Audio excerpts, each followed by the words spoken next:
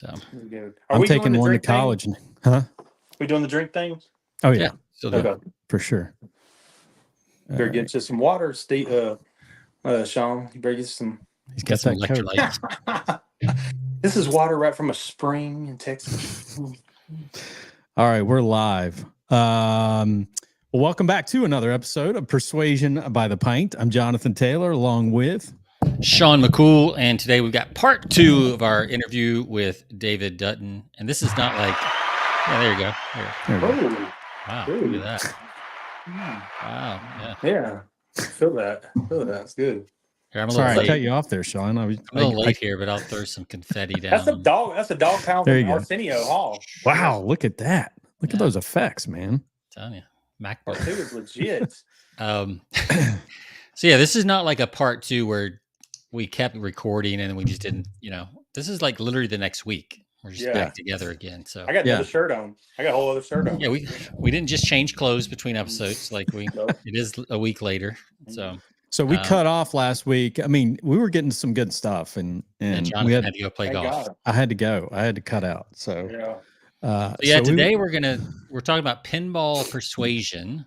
Yeah. I didn't realize there was such a big demand to be marketing pinball machines. Like I didn't realize that. So 2024, bro, you got to get with the times. I guess it's that nostalgia thing we've talked about. So it'd be interesting. I'm really interested to see like how you do this pinball marketing persuasion stuff. So I think it'll be a good episode. I wouldn't mind having a pinball machine up in my bonus room. They're That'd be awesome. pretty cool. See, there we are. Right now, you're an avatar, so we can just kind of pick your brain and figure out how to make you want one. Let's get these drinks going. I got a good one. I'm already All right, I'm getting live. All right, so David wants to jump right in. So we're going to talk about our beverages. David always brings something interesting. Dude, concoction. So the only beer I drink is Blue Moon. Like when I go out, like if I get a beer, I'm like, dude, I just want a Blue Moon. I do that. But so when I come on y'all's thing, I just have randomness. Like, because I don't buy a lot of alcohol. I like it, but I'm a big kid that likes to get drunk, and usually it's like what do you call it? I buy a lot of alcohol, but I always have a bottle of something around. Yeah. There's always something. There's like some coconut rum, but this. Okay, so hold up. So I got some Elijah Craig. I'll be honest with you, I don't respect it a lot, but like I don't know the difference if you start talking about all that stuff. But it will get you drunk. Coupled with peach mango, 0 calorie. Calorie energy drink with green tea in it mixed together, and I'm almost down my glass. Like, I mean, I've drank a lot. This doesn't look like it. This thing was half full. Like when we started talking. So I'm ready to like. You put any ice cubes in there? Or? Oh yeah, there is ice cubes. This is floating around. I didn't want to shoot it straight, so I just looked in our fridge and I was like, "What do we got?" We had orange juice, and I wasn't feeling orange juice. Orange juice was good last week. It really was. With whatever I had yet last week, peppermint schnapps. It literally, I would drink it again. It's fine. Mm-hmm. This is really good. I don't like peach, but it was in there, so I was like, all right, I'm gonna throw that in there. Peach, mango, and bourbon. Like I'm just, my brain is having a hard time calculating.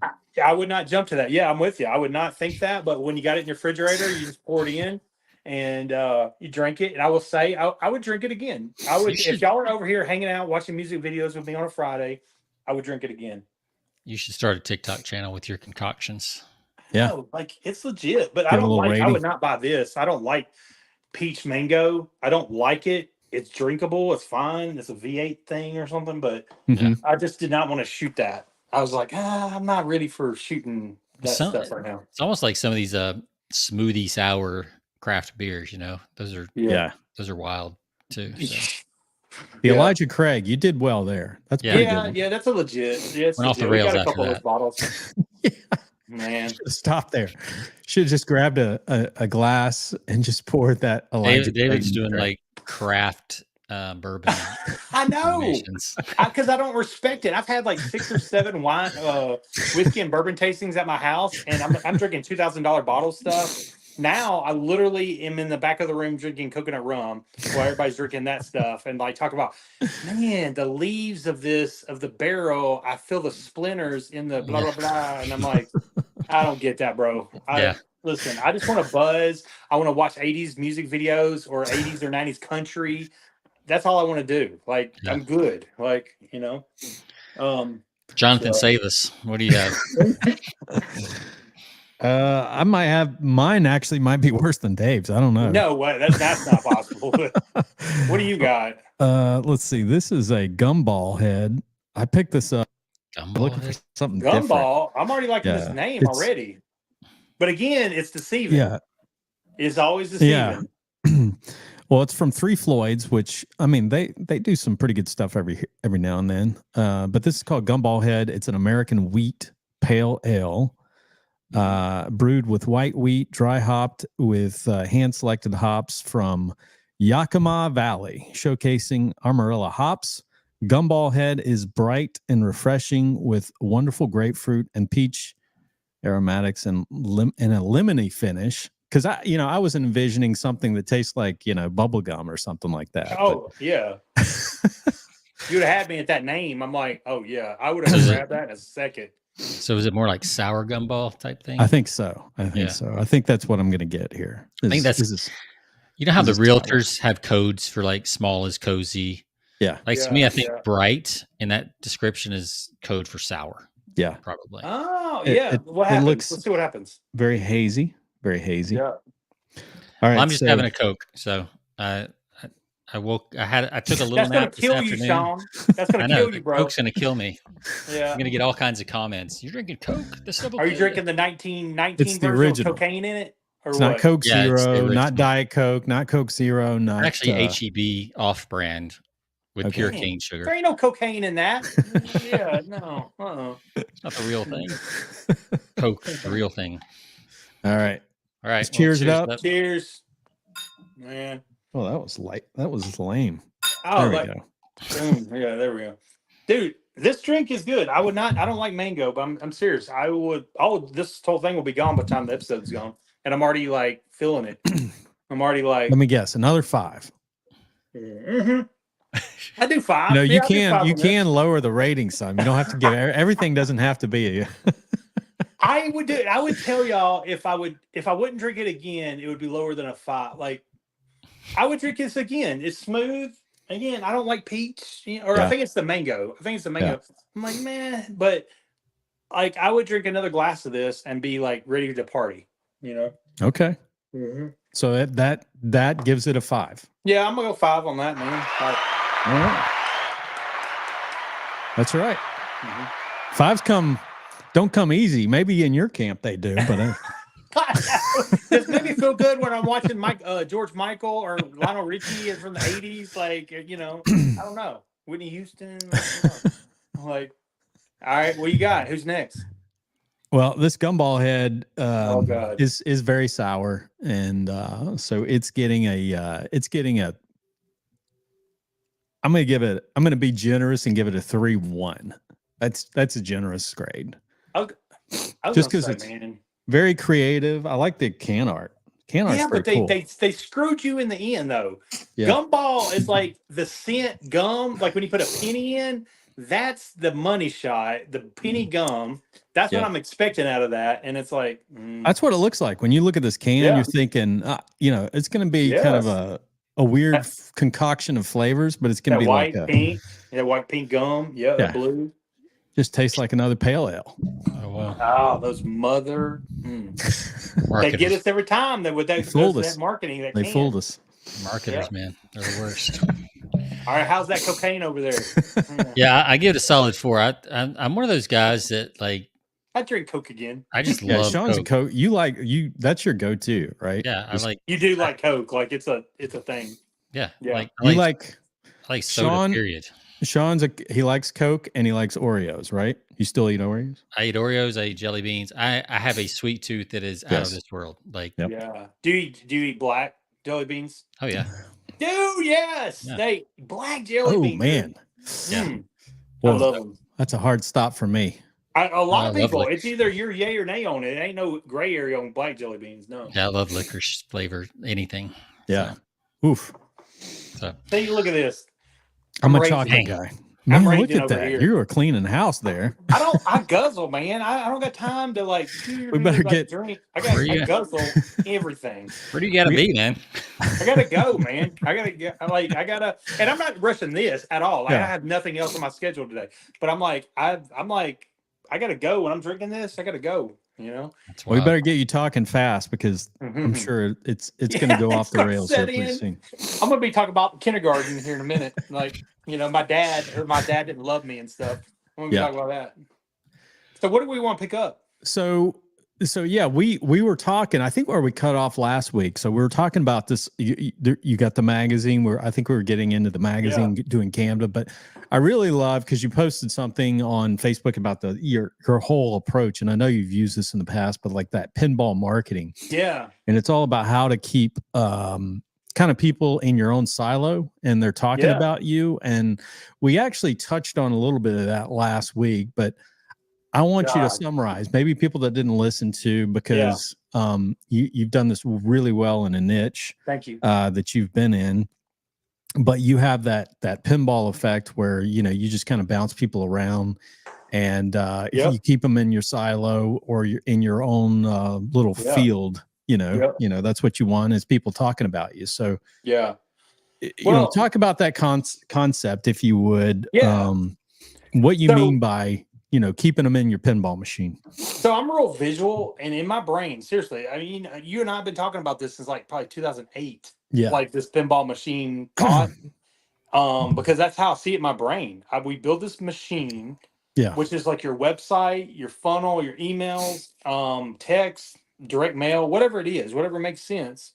Man, I'm glad I'm on here. I ain't gonna lie. Like, man, this is like, man, I'm feeling good. Like Friday, this is just a side bar right here.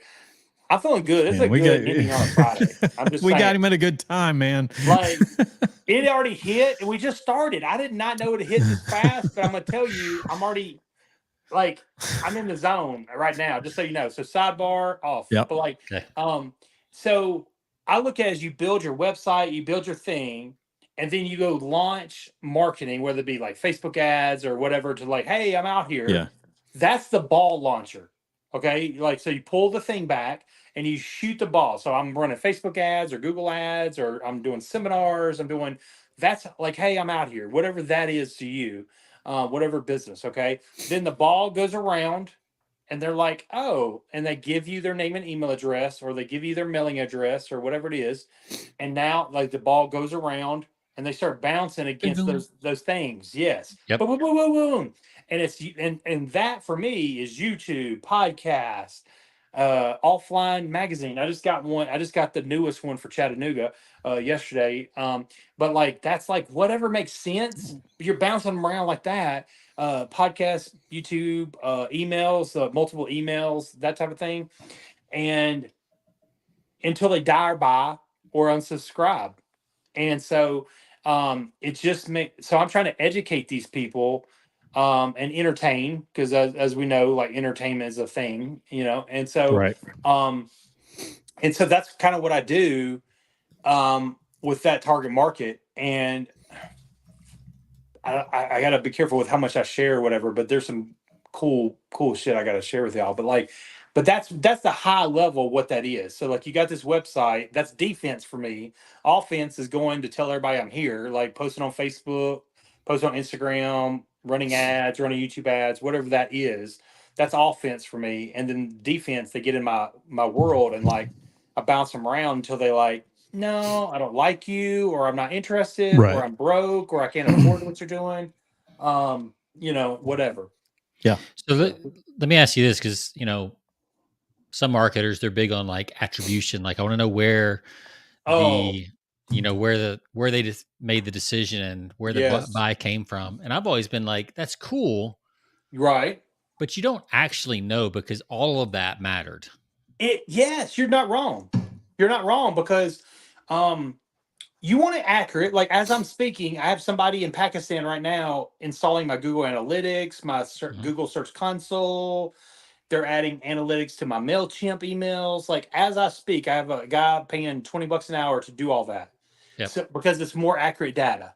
Right. But like So what are you They looking may for in be that bounced data? around. Like I heard of David Dutton because of Jonathan. You know, like you may have heard of me and you opt in, but then you opted in because you saw an ad, and like you just want to kind of get a high level. And again, I don't know everything. There's people way smarter than me. I have a 1.9 GPA, so there's people way smarter than me. But like just high level, what's happening? Where you coming from? Like what's that journey, and yes, where you get the most bang for the buck? But it's is there anything that, like you got this guy putting all this stuff in? Is there something in your mind that you think you're going to be looking for, or are you just going to look at it and see like high level? Because I don't think it's perfect. That's just me. That's just my knowledge. I don't think it's perfect, but it's analytics. So it's like, and it's it's going to be hooked up to Mailchimp and it's on my website and all that. But this niche is hyper local for me, but it doesn't matter really. I guess even if it's national, it doesn't really matter. But it's more of like, because like when they get on my email list and they download the thing, the very first page says, "Hey, here's our Instagram and here's our YouTube channel." Yep. That's my pinball machine. Right. And they may binge if they're the target market. That's why I have like an 86% open rate and like a 27% click-through rate on the link in the email, which I think is very high. I don't know the standard, but I think it's pretty. I'm happy with that. It's like because it's the right person. And I keep fine tuning it, but it's like I bounce them around. Like, oh, I'm an Instagram person. Cool. I'm gonna binge the hell out of all the Instagram, or I'm gonna watch long form YouTube and just kind of get a feel of this person to see if I even trust them. Yeah. That way. But I want to know, like, if they come from a friend. Like I want to know if they're Republican, Democrat. I want to know if they're fat, black, skinny.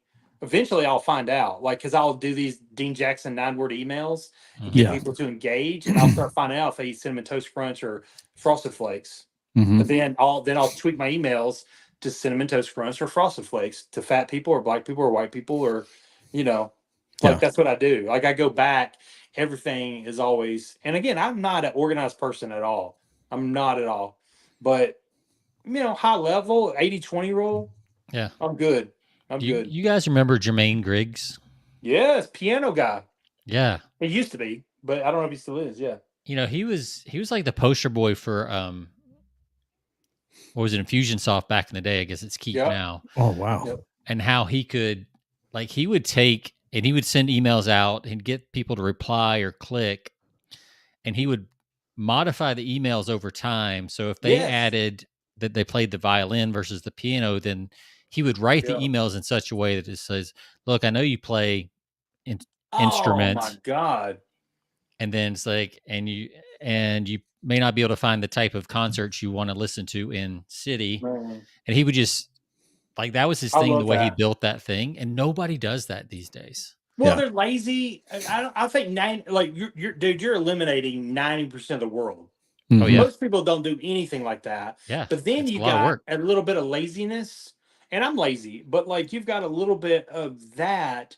But I literally look at this right now, like I'm super visual and I'm drinking. It's like you've got like a big old piece of clay, kind of like speaking of Lionel Richie in the 80s. You remember like hello, is it me you're looking for? If you remember that video, that woman is making a clay sculpture of him.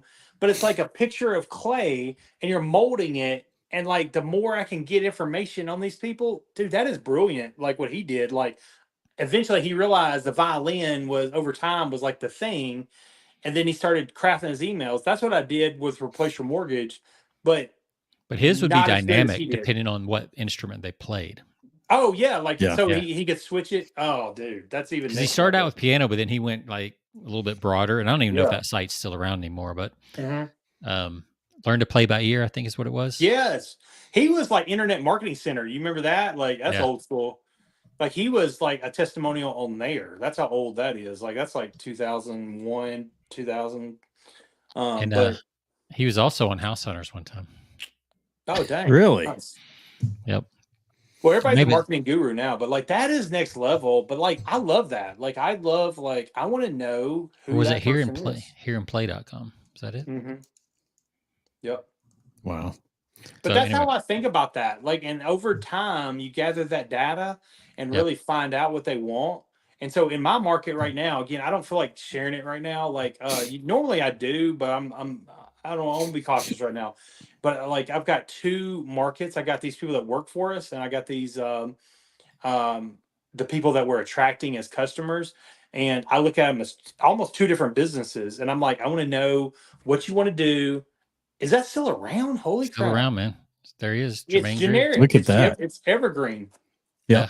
Oh yeah. Yeah. That's evergreen for sure. This niche is never going to go away. Yeah. Oh man.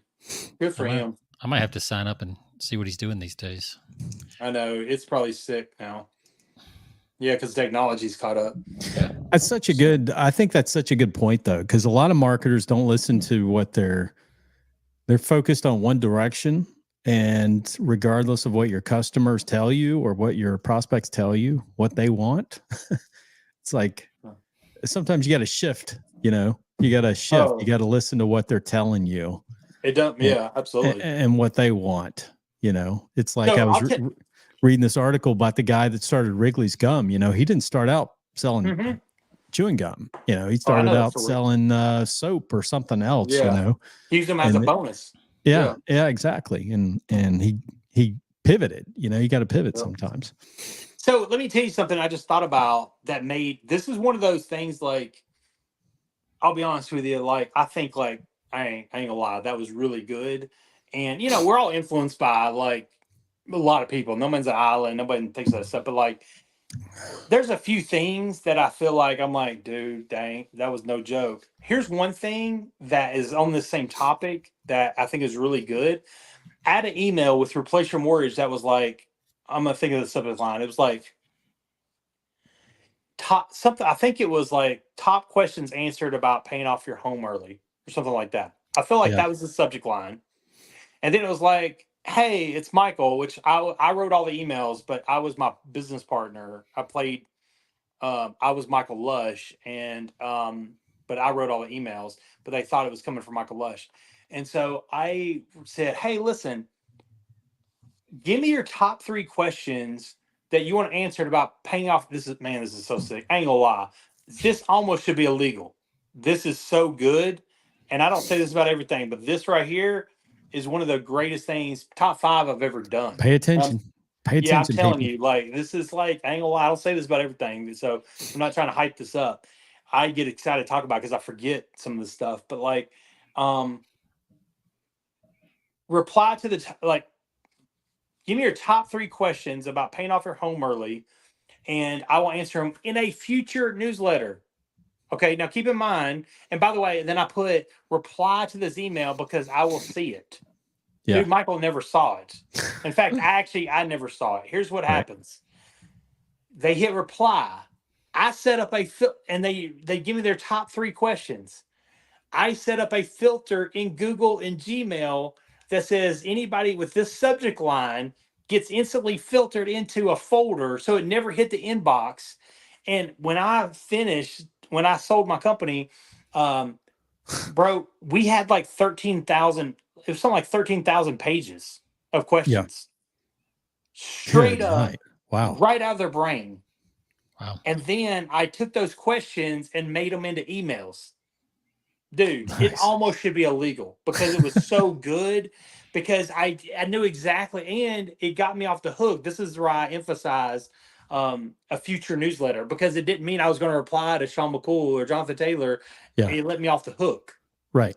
And future. Like, and at some point down the road, newsletter. you're gonna that'll be featured. Yeah. Yeah. So we never replied. Literally went to a Gmail, went to a folder. So you guys are just collecting data, right? Collecting data, and then we just sharpen. Yeah. We got type. Yeah. So that's what happened.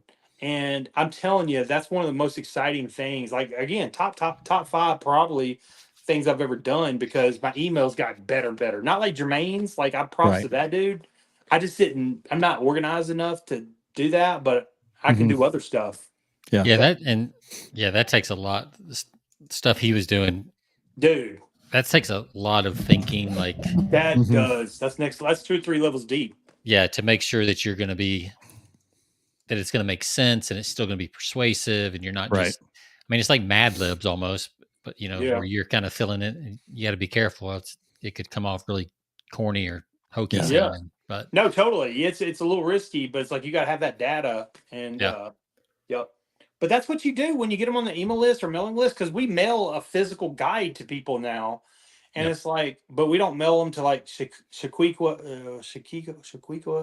I can't even pronounce it right now. But like we, like some crazy like name that like doesn't fill out the form at all. Like we make sure like, dude, it's got to fill out, and then we send my wife is the assistant, and we send out a text message to confirm their mailing address. And if they don't like reply, dude, we don't mail them. And so it's like we're trying to like get the hardest, most like, yeah, dude, I'm actually interested in what you have to offer, Yeah. Right. So you're not sending a lot of postcards to Donald Duck. No Donald Ducks in there. Hotmail.com. That costs money, man. I feel like I'm so poor. I feel like I'm like, like I'm still eating, I'm going to 50-cent wing night at Buffalo Wild Wings. We were giving plasma back in the day in college. That's how I market my business. Like, yeah. Are those emails that are, they're shopping you. It's like biteme@gmail.com. Yeah. Right. Yes. It's like, it goes you're not going to get me on Bite Me. Yeah. Unsubscribe. So, no. Yeah. Especially in the marketing world, because the marketing guys will just. They know better. They know. Yeah. Yeah. Yeah. It's so funny, man. Like, dude, all of us have been in the game for a long time. Mm-hmm. Do y'all answer your emails so much? I don't look at emails as much. I'm not saying email's dead, none of that stupid stuff, but like email totally still works because I make a lot of money from email. But like, dude, I don't check my email. If y'all send me an email, I don't know about it. Yeah. Like, like if y'all had sent me one, do y'all check your emails much? And do y'all follow many people? I do. You do? I don't. What's in your brain? Yeah. I mean, I'm on several newsletters right now for AI because I'm very interested in that. Yeah. Yep. And I've got a couple people I follow, but I'll go through spurts where I'll follow somebody for like 30 or 90 days, and then I'll just get on a tear and unsubscribe from 10 things, 10 different newsletters. Yeah. Like it's just unsubscribe day one day, and it's just for whatever reason I get triggered and I just like start unsubscribing. I'm like, got too much stuff. Yeah. But yeah, I usually keep. There's not many that I keep long term though.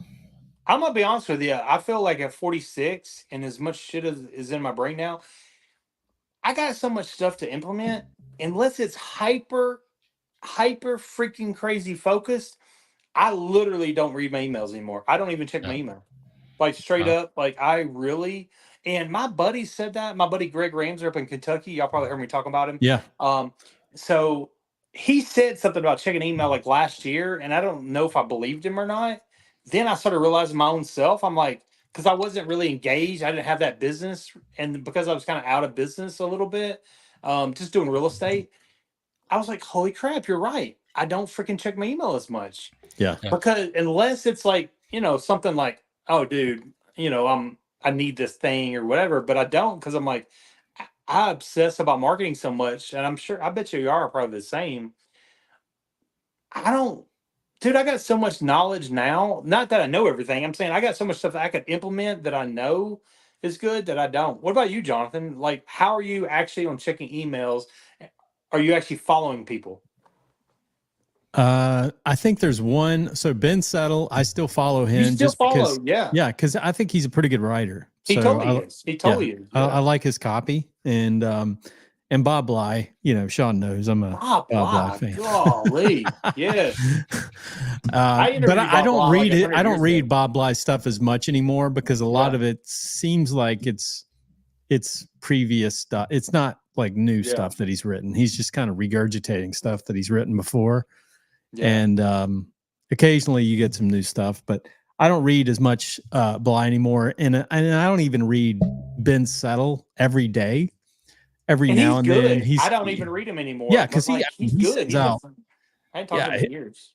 Oh yeah, I mean he's emailing every day, and I don't read. Yes. I only read like a fraction of what he puts out, maybe once, maybe twice a week. At that, I'll read through an email. That's a good email, and it's usually something that captures my attention in the subject line. Sean, do you read Ben Settle? No. One of the guys that's been on our shows a few times, Bill Mueller. I read his stuff. Yeah, I he's know that great. name. Yep. Yeah. Story marketing. Mhm. He tells. I mean, as he should. He tells really good stories, and he's a former journalist, so he just writes differently than most of the marketing guys. Yeah. It's just a better read. Like it doesn't. You can tell. Yeah. Mhm. Yeah. It's just better writing in general. It's not just like better marketing writing. It's just better writing. Period. Right. Oh God. So, yeah. So yeah, he's good. And I reply back to a lot of his stuff, and he replies back. So we're like pen pals too, I guess. I don't know. Yeah. Good job, dude. Yeah, so That's cool. Yeah, he tells great stories, and and I'm not. This is not like look at me at all. Like this is how I feel. I have so much stuff in my brain because of all the years, like just Dan Kennedy alone, Dan Kennedy alone, that it's so niche for me. It'd be like I would look at how to stack bonuses. I'm making this up. Like I would like that's how niche, but I'm not thinking about anything. Or if I was going to do TikTok, if I'm like, dude, I'm actually going to get on TikTok, I would probably go buy a product on TikTok or something. I'll find out who the guy is or the gal is. Right. And I would do that. And that is it. I'm so. Well, I don't know if you realize since you don't focused. check your email much, David, but like there's a new movement about paid newsletters, using Beehive and some of these other specifically for newsletter. What's the other one? Ghost, Beehive. Beehive's the biggest right now by far. Like, it's just taken over like the newsletter world. And they tend to be very specialized. That's a couple of the AI letters I've got. I like that. And I'm starting to whittle those down because now I kind of know who to follow and who seems to do the best stuff. But I mean, for a while, I had probably 6 or 7 different AI newsletters trying to figure out which one I resonated with. And now I'm down to like 1 or 2. How long we've been talking? 31 minutes? 32 minutes. 32?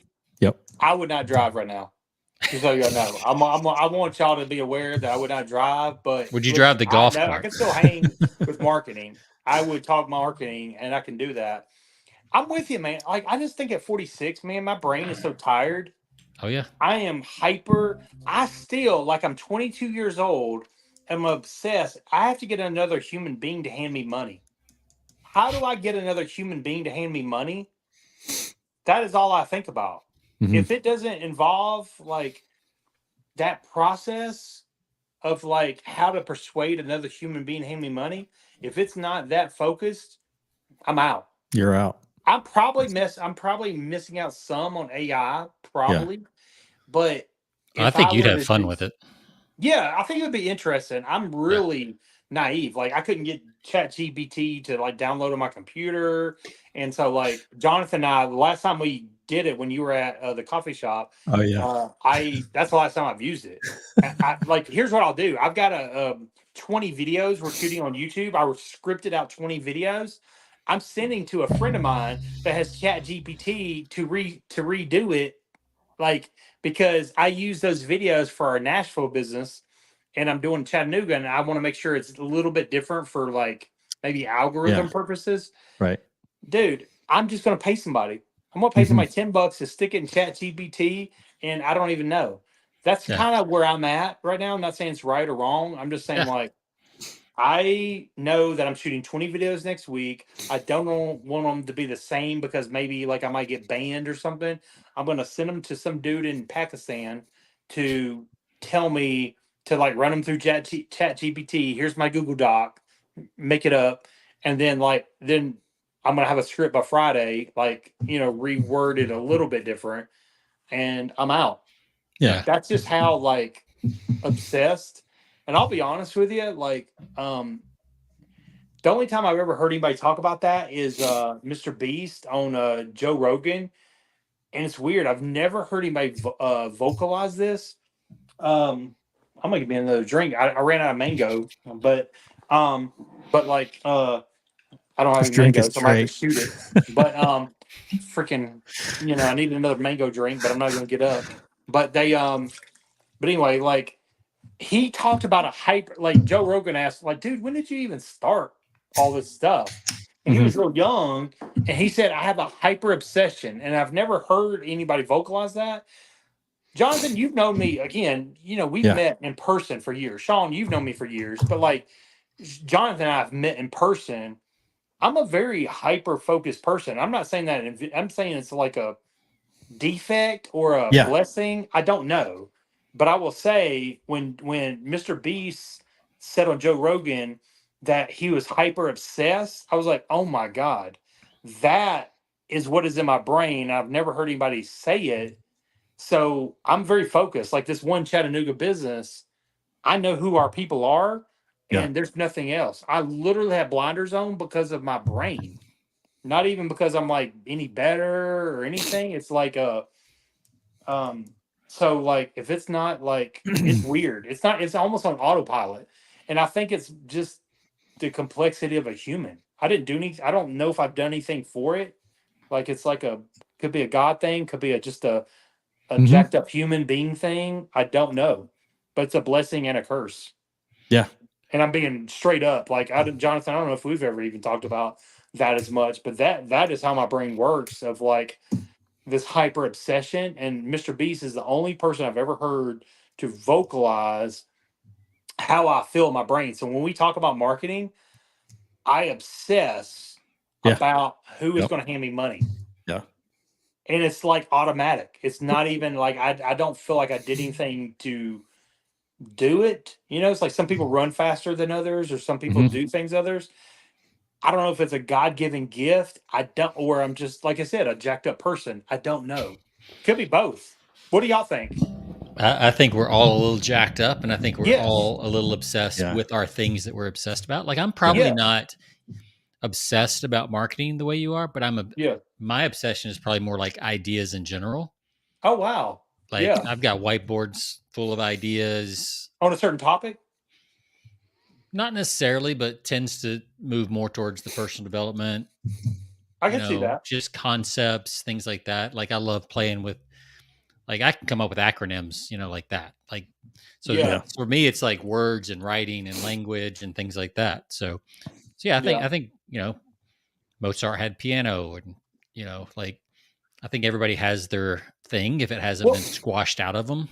Well, it's funny because I remember before I knew anything, I liked infomercials. I remember Motor Millions. Who's the guy? Who he partners with Tony Robbins? Oh, Dean Jackson. Or no, Dean Graziosi. Dean Graziosi. Yeah. Dude, I was a kid and I remember being mesmerized by that. Dude, I didn't know anything about business. Yeah. But I liked infomercials. And so it was already a DNA, thing. You could learn so much from just watching those things. Golly, I mean, just Motor selling. Millions. Selling. I mean, that's like the art of selling. Did you buy Don Lepre's tiny little classified ads? I can see him pitching. I can see it so crazy. I can see him pitching. And also Kevin Trudeau. Dude, I remember like when I was talking to Kevin Trudeau on the phone, I'm sitting there like, I remember him as a kid in that black room selling his mind power thing as a kid. And I didn't know anything about business. Like, no, my parents did not teach me, but I was already predisposed to like, oh my God, like this is me. Like, I didn't do anything for this, like God or just in general. Like, I don't know, but I love it. Yeah, I think we're all uniquely wired, and I think so. A friend of mine and I, we talk about this. We have this kind of belief that whatever you really liked and kind of role played when you were 8 to 12, somewhere in there, is probably what you should be doing as a grown up. In some derivative that's an of it. Interesting topic. Because that's right when you were like old enough that it wasn't like pure fantasy, but you were still young enough to keep your dreams alive. So probably what you're doing from 8 to 12 is for fun. Like, so one of the friends the guy that I'm talking about, he's like, he used to play with his friends in the garage. Like they would set up a fake radio broadcast studio, and now he does podcasts. Yes. Yeah. Jonathan, what about you? Like, what is in your brain? What has been in your brain? You're always more non-emotional and technical. You always have been, but like seriously, what Very is in your strategic. what is in your brain, and what has been in your brain? I sales and marketing. I love it, but I love it. I think I When love. did you know you loved it? That's a good question. I think You remember when the first thing you sold? Yeah, like what do you know because I that think it was when I young first because I was in network marketing before I got into EcoQuest? industrial. Yeah, exactly. I was Yep. like doing like the sales with EcoQuest back in the early days, and But even doing before that, when you were a kid, were you like the top candy bar That's what I'm saying. seller? Like, what's the before? No, I wasn't. In fact, EcoQuest. I hated selling when I was a kid. I was interested in superheroes when I was a kid and comic books, and Wow. you talk about role playing, Sean. I wanted to be a sports star. I mean, I wanted to be a football player or something like that, or a Did you play superhero. sports growing up? Yeah. Yeah. I Like played football all and of baseball. them, basically. Yeah. So, but yeah, You had nothing to do with sales. What? You This got the stuff burns baseball your player eyes, look. by the way. Yeah. Don't put Elijah Craig next to your eyes, just so you know. I'm very I'm not joking. I'm sorry to interrupt. I'm just saying when I was drinking and I put it close to my eyes, no, don't do that.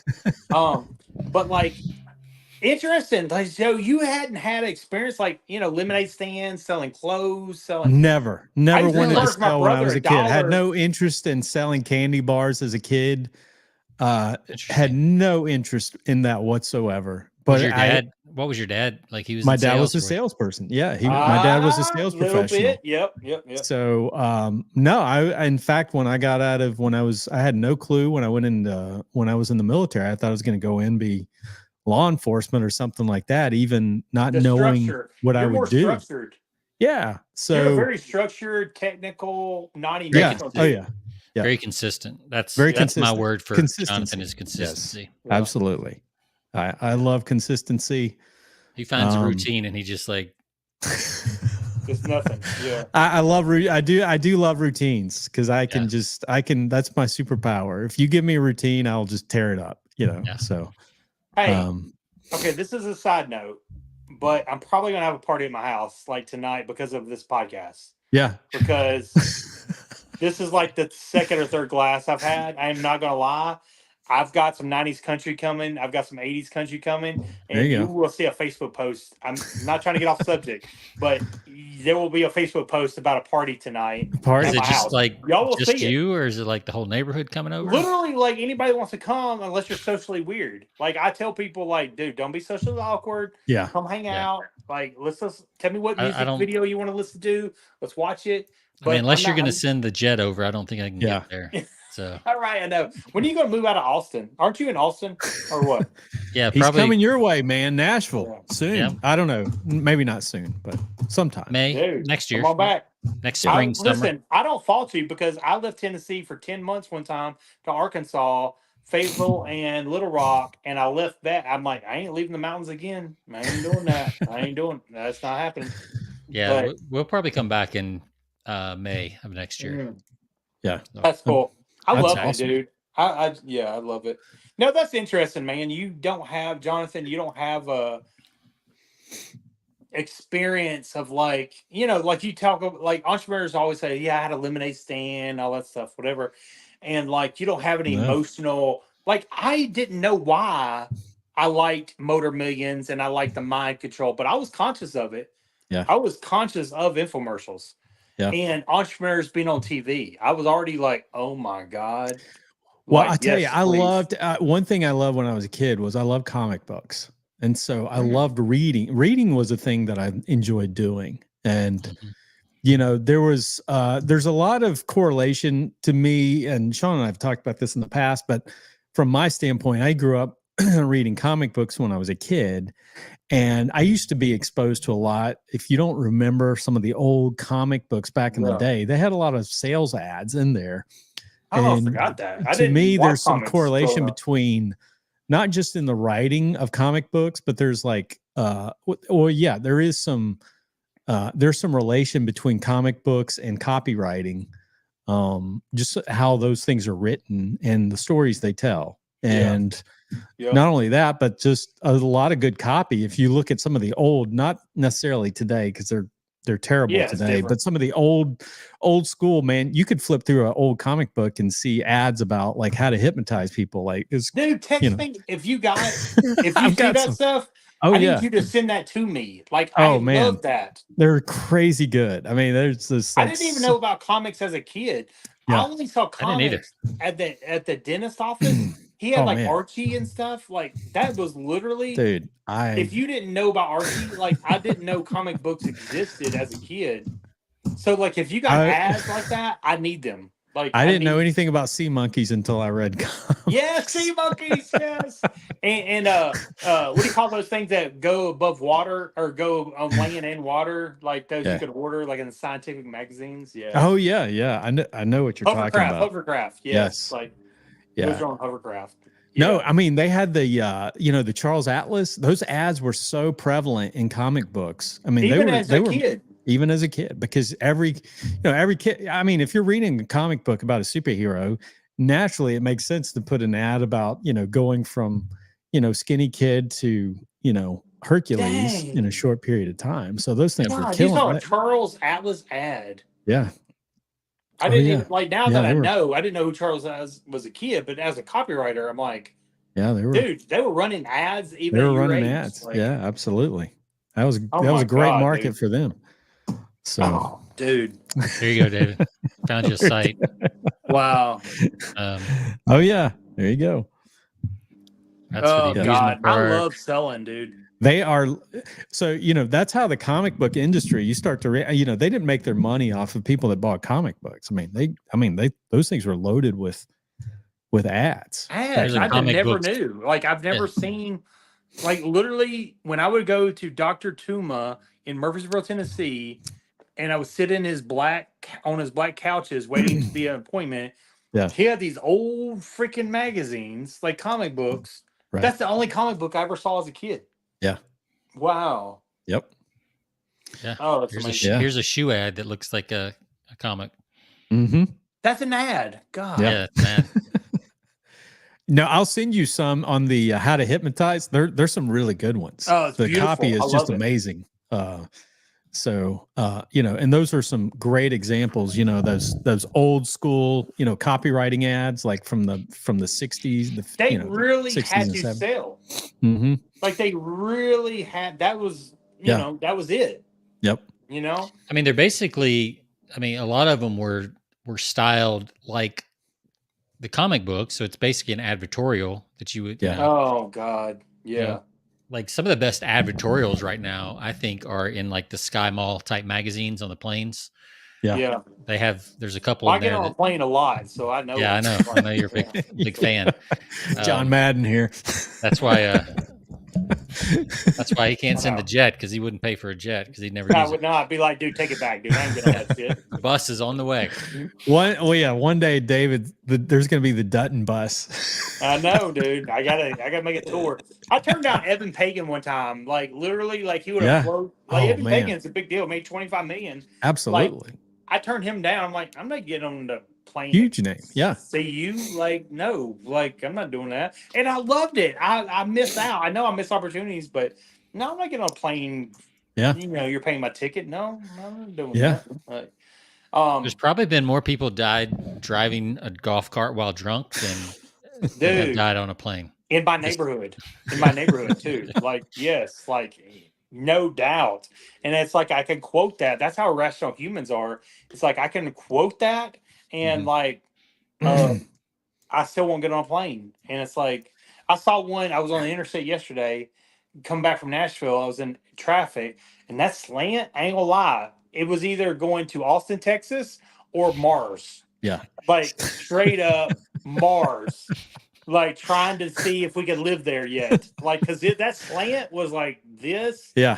And I'm like, no fucking way, man. I'm not, no, I ain't get on that thing, man. Yeah, there was a plane. I hate it, dude. I hate it. But yeah, there was a plane, I think, yesterday, landed in LAX with the front gear was turned sideways, the front wheel. Nice. And it, like, they had to land it it didn't crash, but it burned all the tire off because it just it did not roll. It just like Oh, the you whole know, runway. I just saw in the news today before we jumped on the podcast, one in Brazil that just dropped out of the sky. I don't know what happened, but God. But here's the funny 70 thing. That people, you doesn't know. scare me. Like Yeah. that actually doesn't make me like, oh my God, I'm more nervous now. It's like because it's so rare that that happens. Like thousands of people get on planes a Very day, rare. Yeah. and it doesn't scare me. But like when I saw that plane yesterday, when I was in Nashville going back, it was kind of the slant was like this. I'm like, are you going to Austin or are you going to Mars? So do Like you not do what? roller coasters either? I've never Oh, been on hell a no. roller coaster. I'm 46 years old. Like I'm not doing. I'm trying to live, bro. I'm trying to live. Like Try to I don't want get to die. I'm trying to live. David, didn't you went to Dollywood, right? Like I last did. year? I mean, I like the You funnel ride the cakes. teacup, the teacup. Teacup. That's not an option, bro. That's not an option. I watch the teacup. I don't get on the teacup. Like, I listen. The Dollywood train is an attraction to me. Yes. Like that is an attraction. That's not That's even a it. ride. That's an attraction to me. That's it. I'm good. And I don't have any regrets not. Like I hate that I have this thing of like not flying. I really do. But I don't have regrets because I don't know what I don't know. But Like I would you love to did go take the sky lift in Gatlinburg, right? never again. Never again. Okay, Never that was again. first and I had last. 2 gummies and a half solo cup of wine at 9 in the morning, and I'm not an Oh man, alcoholic. And I would never do it again because I don't believe that's I even got hilarious. on it. Yeah. But I don't have True any story. I regrets. got to share this because Sean, I don't know if I mentioned this to Sean on David, like for his, so we had a bachelor getaway before his wedding. Yes. You remember Yes. this, Sean? Yes. And it was over up in Big South Fork. It was a little Yeah. camping Up the excursion. road, 2 hours away. And so we went out on a hiking excursion one morning. We were camping for a couple of days. It was over a weekend, and we went out on a hiking excursion. So we're going up higher in elevation, and David wouldn't even get close to close to the drop off. Where you can look over and see off the mountain. I mean, I'm not going to end up on Yahoo.com. That's not happening. I would not end up on like David Dutton and Sherry Dutton, like he falls off a cliff 50 feet. He was staying a safe 20 feet away from the edge there. Wouldn't come close to looking off. That's not an option, dude. David Dutton's not going out like that. Like I'm dying one day. Every 100 years, there's new people on this earth. I'm not going out like falling off a cliff. Like that's not happening. Like I will say, and I love cliff tops in cliff tops. That's Mont Eagle. Clingman's Dome. I love Clingman's Dome. It's one of my favorite places on earth. Yep. I still to this day I love Clingman's Dome in not Knoxville, but like Gatlinburg-ish area. And I get nervous halfway up because the bridge, if you know Clingman's Dome, it kind of moves like intentionally, like engineering, wise, like it kind of moves with the wind or whatever. And about halfway up, I start getting vertigo. Yeah, straight up. I didn't ask for vertigo. I was born with vertigo. I didn't ask for it, but I love it. But when I get up to the top, it takes me 5 to 10 minutes to get to the edge where there's like a what do you call it, a wall. It's not like I'm gonna fall off.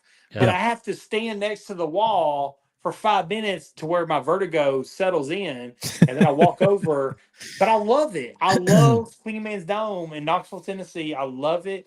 I have a YouTube video on YouTube of like you're above the clouds. It's beautiful. God created it. But I didn't for whatever reason, I'm jacked up on height. Like I'm John Madden. I didn't ask to be John Madden, but somebody's got to do it, Well, let's talk about Jonathan. You had one thing you wanted to share, kind of we'll do a little mini flight here. And then I've got one thing that Dave like too. Let's do it. So real quick on the so I got the AHA newsletter from Kevin Donlin. He put me back on his list after we had him on a few weeks ago. Yeah, there's that. And so it's really cool though. He talks about this the $3 billion secret sauce, and this is so it's so common. We think about like it's a natural thing, but you go back to it and it's talking about he talks about a lot about the personalization of business, and he talks about you guys know about the company Chewy. You know, if you guys you guys have dogs, so you know Chewy.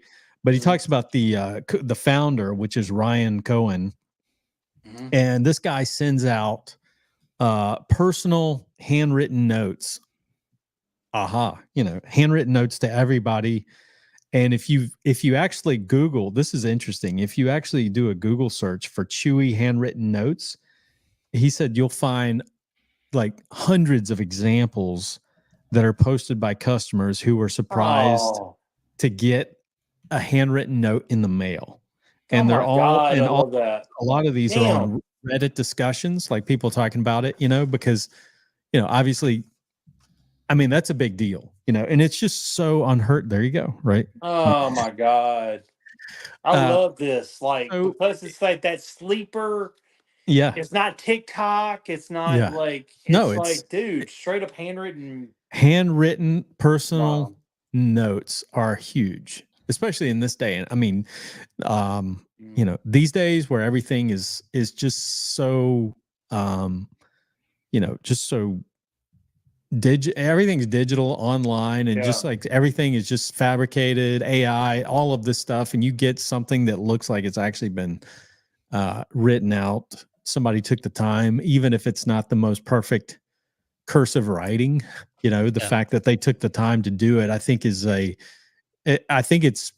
shows that they, you have invested time in them. And I think people are appreciative. That and that's reciprocity is subconscious. Absolutely. Yeah. You remember, Jonathan, the Road ID? Oh yeah. Yeah, absolutely. Well. When they pack it, whoever impacts it or does the engraving on your Road ID bracelet sends a postcard handwritten. Yep. I still wear mine from time to time too. Yeah, I wear mine whenever I leave the house, travel, anything like that. Yeah, when I get on a plane, for sure, because they're going to find that thing. If that thing does drop out of the sky in the burning. You're like, oh, here's an arm. Oh, look, it's got a thing on it. So and there's Jonathan. There's Jonathan Taylor. Yeah. Yeah. So what do you got, Sean? So I was on the Facebook a couple weeks ago. Saw a really good ad. Look, I'm gonna be honest with you. Like, I know you're old because you said the Facebook. I know. I said that on purpose. I'm not busting on you. I would do the same. The Facebook. I'm like, God, I don't like age, man. I don't like aging, man. But that's what it originally was. It was originally the Facebook. Yeah, exactly. When it first came out. I think it was originally Hot or Not, wasn't it? When they were looking, when they were judging between the, probably so. Yeah, they were looking at Tinder before Tinder was. But so anyway, I saw a great ad. It was for an information product, and the copy was really good. I was like, well, I'm going to buy this, see what it is. There's a lot of curiosity. They wouldn't say who the person behind it was. And it was a very old school copy, but it was still very good. So I don't know where they ripped it off from, but it seems vaguely familiar. Anyway, I joined, and it was called the Global Information Network, Sovereignty, Wealth, Freedom. And this is the guy behind this is Kevin Trudeau. Some of you may or may not know him. It feels official. It feels official. Like it's got the seal. It's got the colors. At the top makes it look so official. Yeah. And there's a couple of things to take away. One, social proof right there. Mm-hmm. Like they have an ascension model that is crazy. So you start at like $20 a month and it goes up to like $250,000 a year. You go through these 12 levels. But here's the thing that I thought was really interesting is I went to cancel my membership because I was like, I'm not ascending through that. That's just not going to happen. So I might as well cut my losses now. The Rockefellers and the Rothschilds, you're not going to get I'm like, this is not my crowd. And there's some other things I didn't love about it. But when you went to, usually when you unsubscribe or like when you cancel your membership, it's like, okay, thanks. See you next time, whatever. This one, they had a drop down with choices on why you were leaving. And some of them were a little heavy handed. Like I'm not applying the videos to my life. or whatever. Like they were kind of like that link shaming, when you don't take the upsell. Yeah, I was gonna say it's you. Yeah. Right. Yeah. Right. Well, here's what was really cool. When you clicked one, it popped up underneath it a video for you to go watch that handled that objection. Oh, wow. So that was the first part. Like, I don't have the time. And then there's a video on like, you have the time. You do have the time. And here's what you could be doing. Maybe think about doing this or this. Right. So it countered all the objections. And if you picked 2 or 3 answers, 2 or 3 different things came up. So there was that part.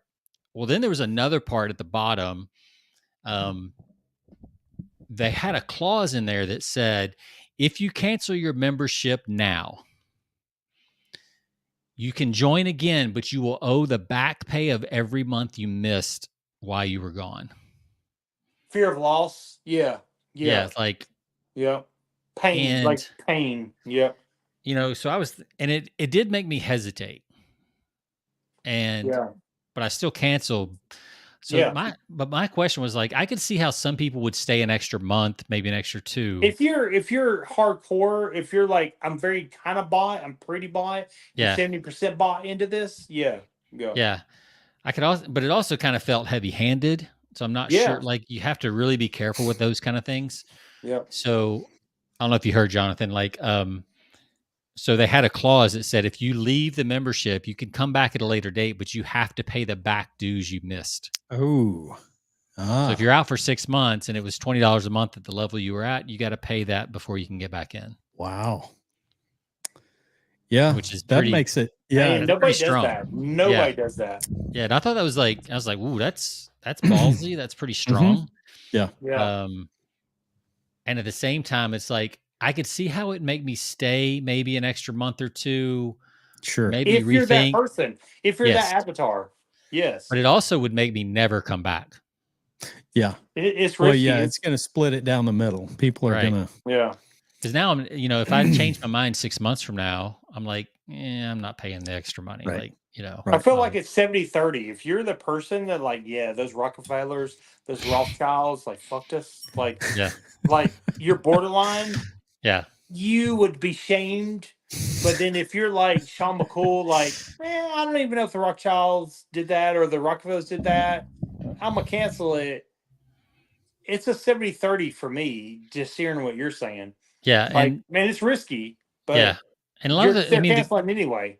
What's to keep you from coming under a different identity, though? Well, that's the thing. I mean, today with online, you could easily just put a new email in there. And the other thing is you don't know if they're actually going to enforce it either, No, you don't even know. Yeah, right. You're like, oh god. Because like even on the homepage it says you need to apply for membership, and there was no application for the first level. Like you just put the application was credit card number.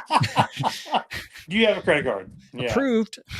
If your card goes through, you're approved. Yep.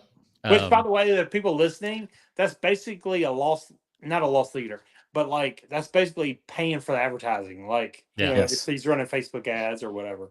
Yeah, because you jumped from $20 a month to the next level was a $1,500 membership fee plus $150 a month. Like it's a huge jump to go to the next level. So it'd be but I will say this: they did immediately assign you to like a coach, and I got a postcard within 3 days after joining, and I got a letter about 2 weeks after joining, after I'd already canceled. I knew I was. Do you feel like the letter, like again, they didn't know you canceled probably, right? It was just automatically. Do you feel like the letter was good? It could definitely be better. They need a better copywriter for sure. Gotcha. Okay. But the thought, nobody's doing that, but the thought of it is good. Yeah. Yeah. I mean, we know that because we know what good copy looks like, but the fact that it was a personal touch, I think was good. But there was no white space. It was like big blocks of text on the letter. It was like hard to read. Oh, wow. Like interesting. Some little things like that. Yeah. Even the guy that emailed me, like when he emailed me to introduce himself as my coach or whatever, like it was just one email with a big block of text. I was like, dude, y'all need come on, dude. Kevin Trudeau, like, come on, bro. Yeah, you're almost there, dude. You're Kevin Trudeau, man. Yeah. You're so I'm not. And it's also part MLM or part network marketing. because you've got with no sponsors and intelligence. Yeah. What are they selling? yeah, just access He to could be this. selling that list. Now that I know it's network marketing, hey, Sean McCool, buy some leads from me. Yeah, Like, here's who some knows? leads. Yeah, Yeah. I didn't stay in He long could be enough because I was like, I mean, like the information was pretty good, but I was like, I got a bad feeling, so I'm not I gonna. don't know if the Rockefellers are behind this. Yeah, like, I mean, he claims to be like, he claims he left the Brotherhood, which was one of those like Bilderberg groups, all those kind of things, and he's Yeah, I remember revealing the that. secrets. He's revealing those secrets in this thing for the average person. Is the whole Oh my kind of God. pitch. That is, I'm jealous. I ain't gonna lie. I'm jealous. I want to be That's a that smart dude. pitch. It is. It's old as time. Yeah. And I don't know how. Listen, Insider I'll be honest secrets. with you. 1.9 Oh, GPA people. talking here, but I feel like I'm too smart for that pitch. But I'm also like, I'm jealous. I wish I could do that, but I'm like, I can't.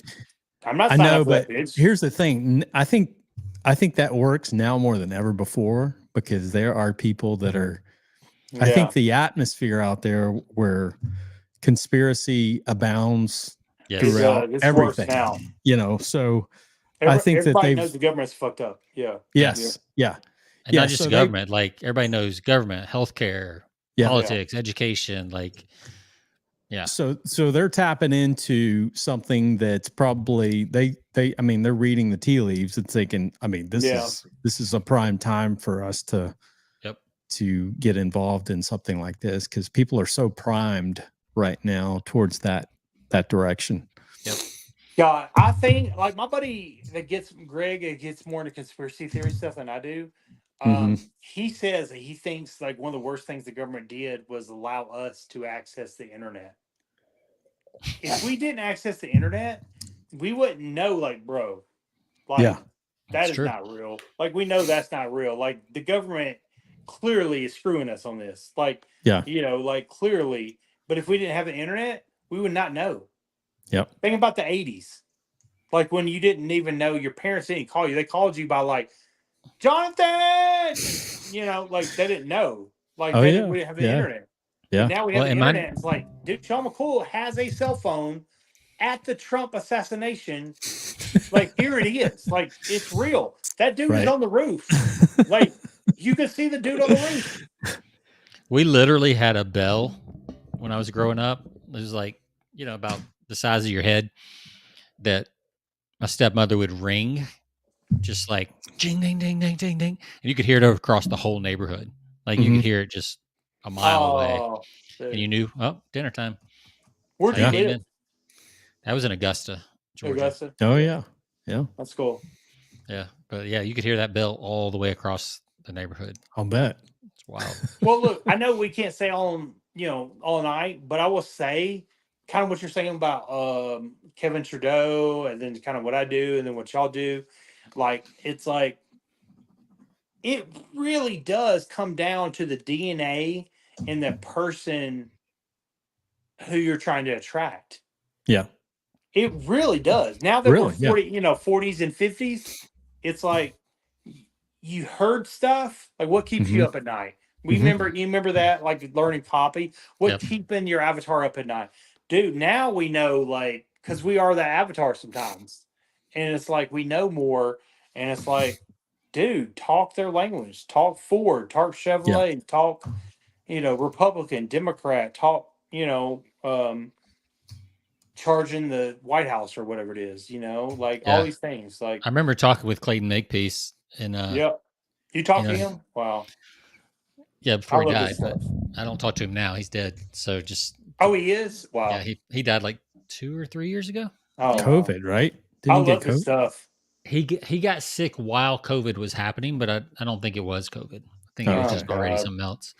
But he used to say, like for the financial newsletters and the health newsletters, that's what he wrote mostly. He's like, you're writing to angry old white men. And like he was the angry old white man.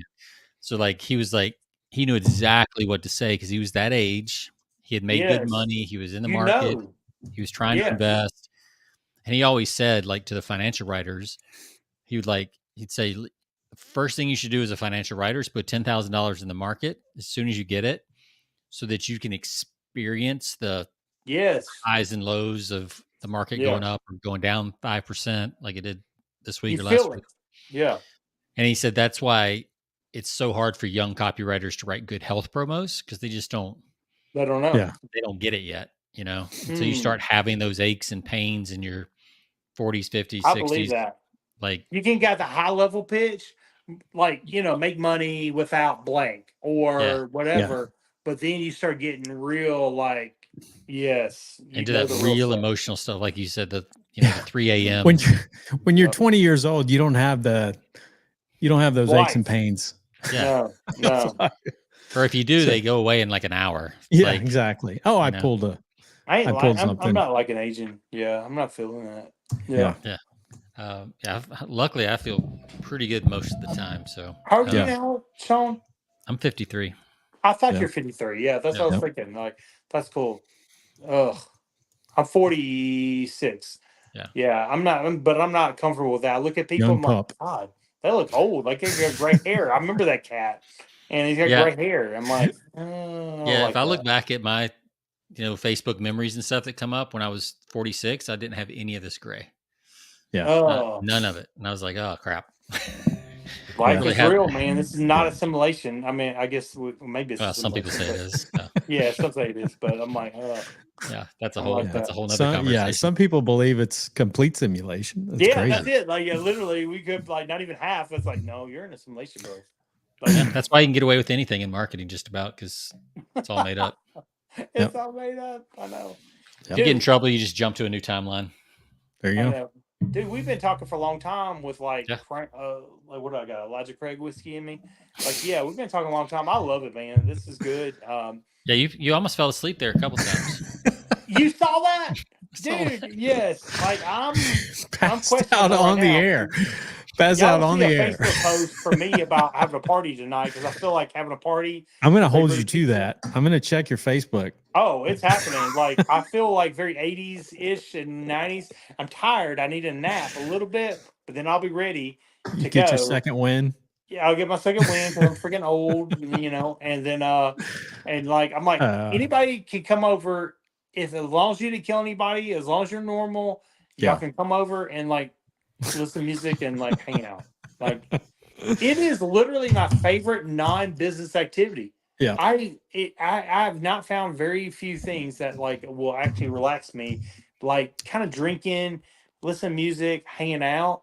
I don't even think about business, and I love it more than anything. But I also I just haven't found anything else at 46 that I'm like, I can turn it off. Besides maybe a massage or something, but so because of y'all, because this freaking podcast, I'm posting on Facebook like having a party tonight, and my wife doesn't even know it. Like, I'm about to post, y'all watch it. I ain't even lying.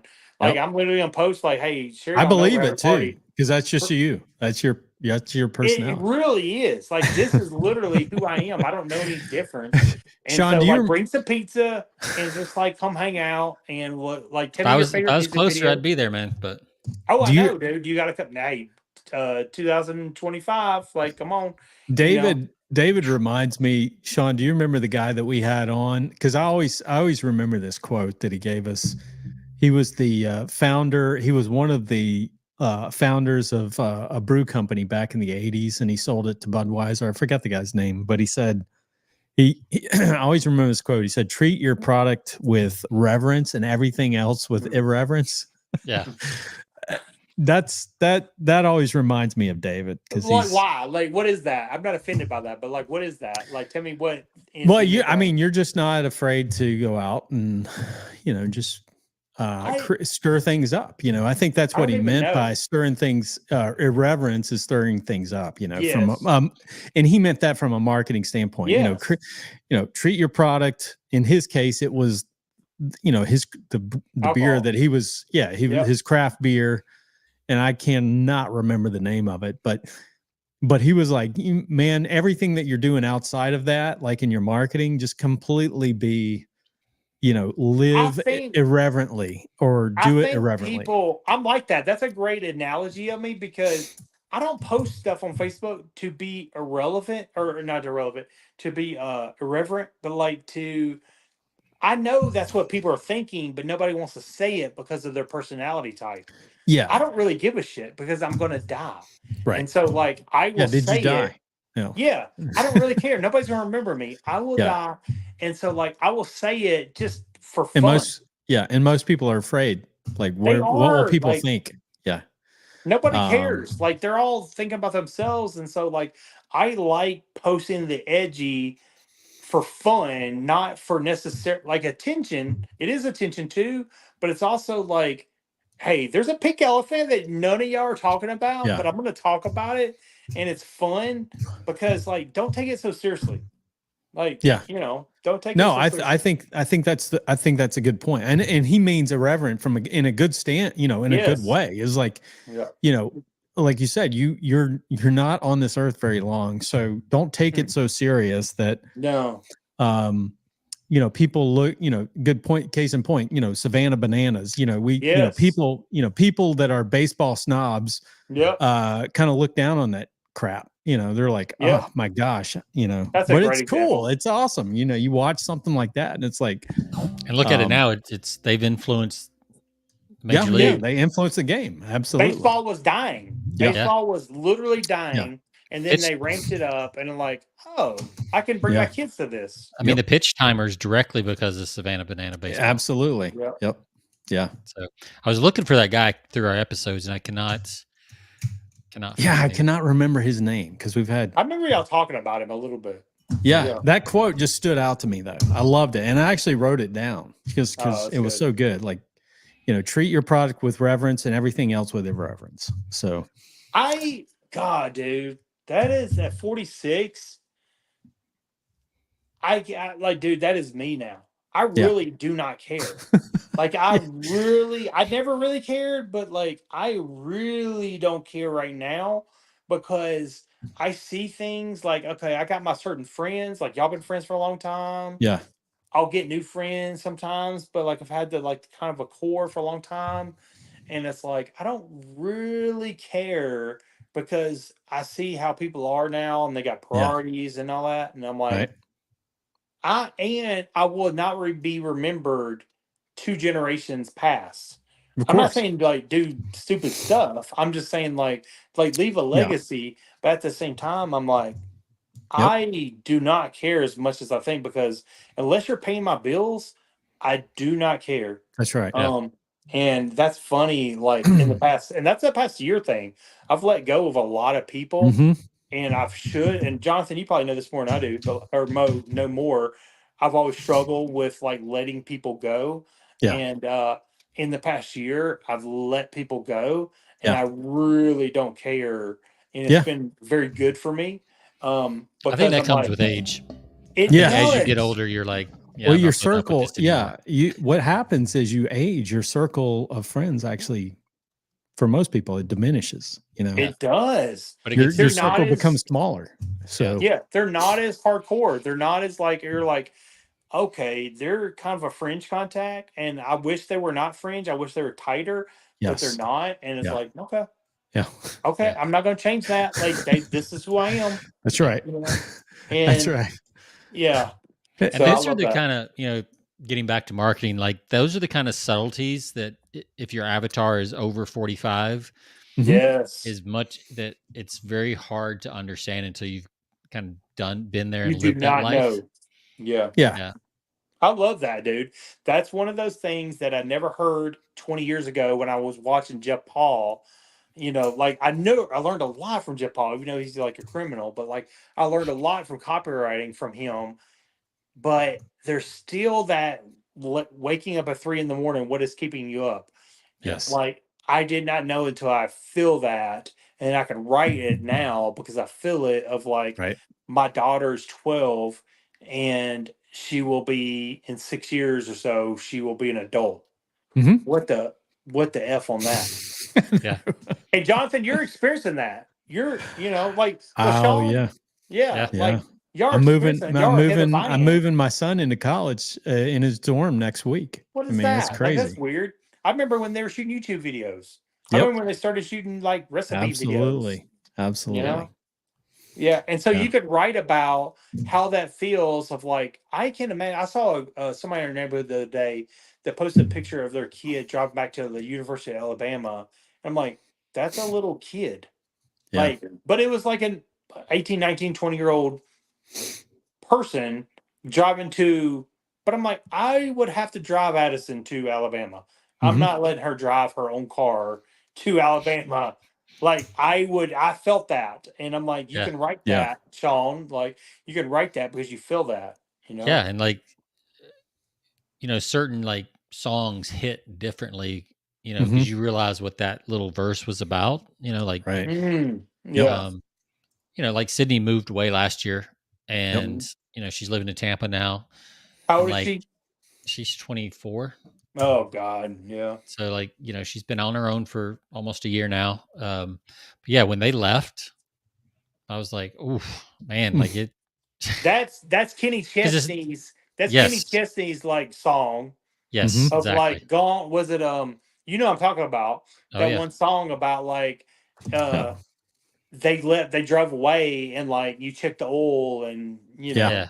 yes Yep. Or the other one was Darius Rucker. Won't be like this for long. won't be locked this Yeah. long, yes, Oh, Yep. that one yes, just rips me up now. Like I Oh, always yeah. liked the song. I was like, "Oh, this is catchy," but now that totally, both kids have gone, yeah, it's like, "Oh, they're right." Like it hits different. Yeah. And when you start experiencing those things, I think it makes you. I think that's why you see a lot of great writers, whether it's copy or not, just great fiction writers, great writers, yes, period. They you tend to be older. feel And it's it, not Yeah. just that they're better at their craft, it's that they have a level of touch with Life their experience. emotion and Yeah. life experience Yes. that you just yeah, can't read about. Like Yeah. you can yeah, read about Mhm. it, but you don't feel it until the Right. first yeah, time when your daughter drives away. Mm. And it's I would not die, just like to go to high school. She's not coming back for like 3 months, 6 months, whatever. Yeah. That hits different. I would die, like I Yeah. would feel that would Well, be it's freaking coming, ripping buddy. me apart, yeah, It's coming. I know. It's coming. Like I look at her, I'm trying to make her like like at 12. I'm trying to make her like, dude, you ain't getting our You're gonna houses, like, but like you you're ain't gonna getting our go. You're gonna houses. I'm switch trying to to make the. her. You're gonna be a multi-generational family. I'm trying to. I'm like, you ain't getting our houses. Like you need to like earn those houses because we earned them.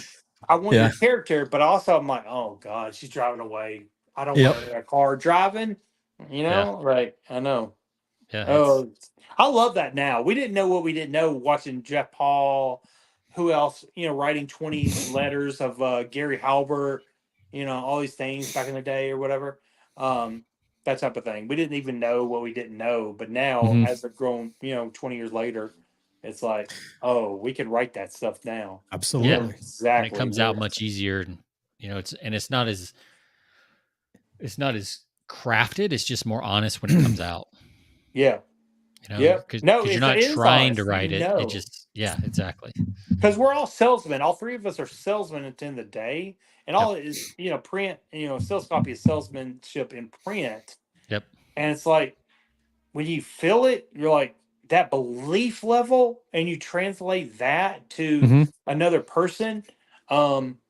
That's what it is. They can feel it. They know subconsciously, oh, that dude knows Yeah. manufacturing. Like he Yeah. knows, like Yeah. if I whatever that is, like because Jonathan, you've been manufacturing yourself for years.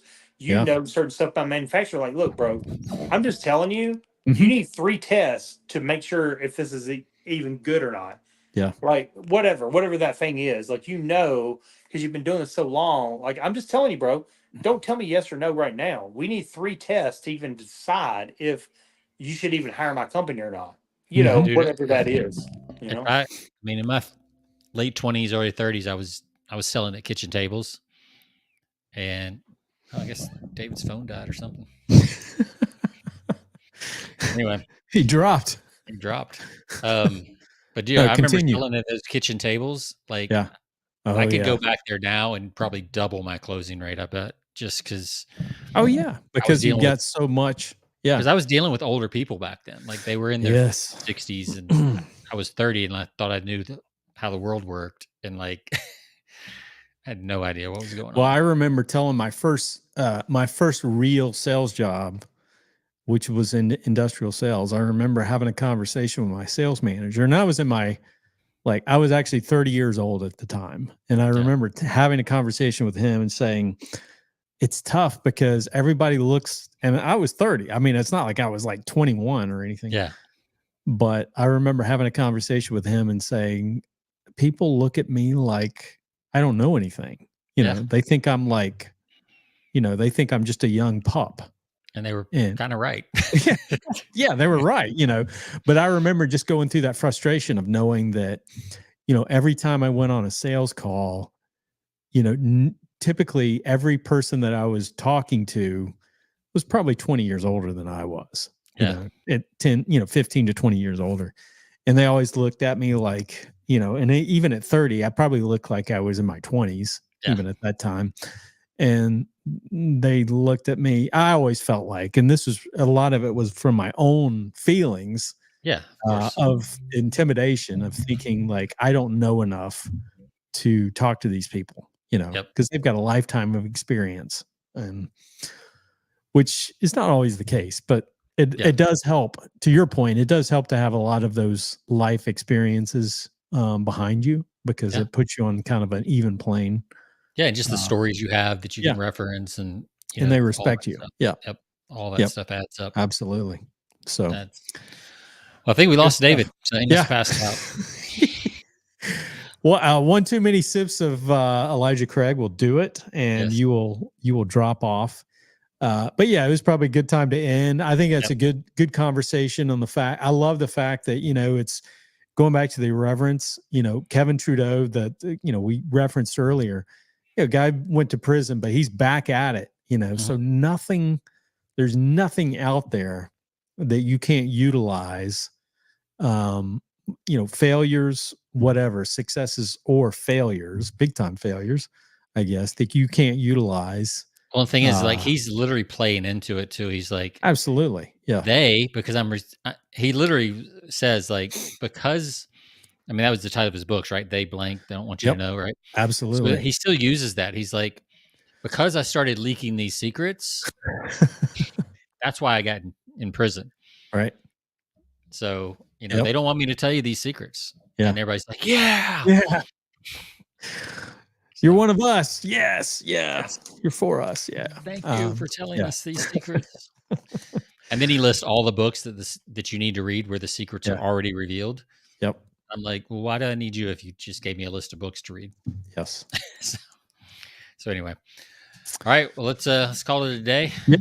Good stuff. As always, you find us at persuasionbythepint.com, episode 364. I missed the 364. Back to back 363, 364. Good stuff with David Dutton. Always good to have him on the show. Sean, I think I have a guest lined up for us next week. I'll give you more details about that, but I think it should be pretty good. Cool. Pretty good guest to have on, and I'll send you all the details. But to all of our listeners, thanks for listening. You can find us at all of your podcast platforms, Spotify, you name it, iTunes. Leave us 5 stars if you get a chance. Thanks for listening, and we will see you next time. See ya. All right.